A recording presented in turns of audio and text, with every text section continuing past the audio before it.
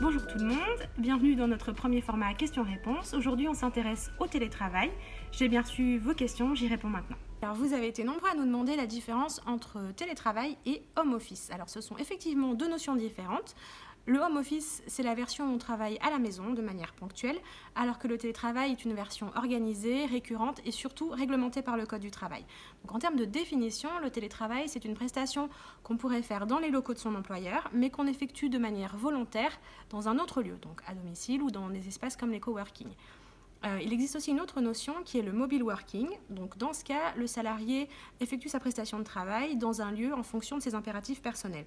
Toujours dans des espaces de coworking, dans des télécentres, dans des restaurants ou même des hôtels. Alors, il faut savoir que depuis septembre 2017, la différence entre ces trois notions s'est beaucoup atténuée puisque le télétravail concerne désormais les versions récurrentes et aussi ponctuelles. Deuxième question d'un chef d'entreprise. Beaucoup de mes salariés me demandent à bénéficier du télétravail. Est-ce que je suis obligée d'accéder à toutes les demandes ? Naturellement, non, vous n'êtes pas obligé. Le télétravail, c'est une possibilité et non une obligation. C'est vous, en qualité de chef d'entreprise, qui décidez des règles applicables. Soit vous décidez que personne dans l'entreprise ne peut bénéficier de ce dispositif, soit que tout le monde peut en bénéficier, soit également que certains collaborateurs peuvent en bénéficier. Ça peut être le cas des commerciaux ou des salariés, par exemple, en mi-temps thérapeutique.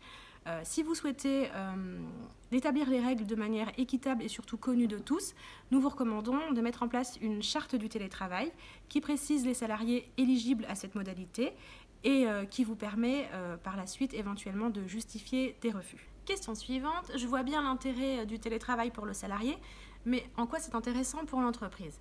Alors il y a plusieurs raisons, mais on va en garder que trois.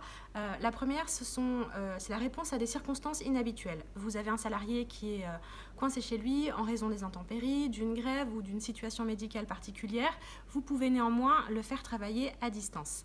La deuxième raison, c'est en termes d'image. Le télétravail est un facteur d'attractivité pour les entreprises. Les candidats y sont sensibles. Enfin, la diminution du temps de trajet et de la fatigue serait de nature à booster la motivation et la performance individuelle de vos salariés. Quatrième question, je ne suis pas contre le télétravail, mais j'ai peur que mon salarié ne travaille pas réellement, soit parce que je ne suis pas là pour le contrôler, soit parce qu'il a des problèmes de connexion Internet. Alors, dans ce cas-là, ce qu'on peut vous conseiller, c'est de cibler votre public éligible au télétravail, de le proposer à des salariés qui ont des responsabilités, qui sont autonomes, comme les cadres, et ou de passer par des espaces de coworking. L'intérêt des espaces de coworking, c'est qu'il y a tout le matériel nécessaire en termes de connectivité et d'informatique. Vous avez des ordinateurs, vous avez des imprimantes, vous avez des caméras. Donc plus d'excuses pour ne pas être disponible pour une réunion. Vous avez aussi la possibilité dans certains espaces d'avoir un contrôle de l'activité du salarié. Et enfin, vous avez des espaces aménagés pour qu'il puisse se concentrer. Dernière question tout à fait légitime. Si je mets en place le télétravail, est-ce que je dois payer quelque chose en plus à mon collaborateur ? Alors il faut savoir que depuis septembre 2017, le Code du travail ne prévoit plus expressément la prise en charge des coûts du télétravail. Néanmoins, ça ne veut pas dire qu'il n'y a plus du tout d'indemnisation. Les entreprises qui entrent dans le champ professionnel de l'accord national interprofessionnel de 2005 doivent toujours indemniser le télétravail. Alors les entreprises concernées, ce sont celles qui relèvent du MEDEF, de la Confédération générale des petites et moyennes entreprises et des professions artisanales. Chez Géode, nous conseillons toujours à nos clients de maintenir les indemnités d'occupation du domicile et de télétravail.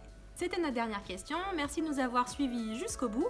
N'hésitez pas à réagir sur les réseaux sociaux en utilisant le hashtag #SocialementVôtre. Je vous retrouve le mois prochain. La thématique, ce sera l'intéressement des salariés aux résultats de l'entreprise. Vous pouvez déjà poser vos questions ici ou sur l'adresse socialementvôtre@geodeconseil.com. Je vous réponds le 28 février. Je vous souhaite une très belle journée.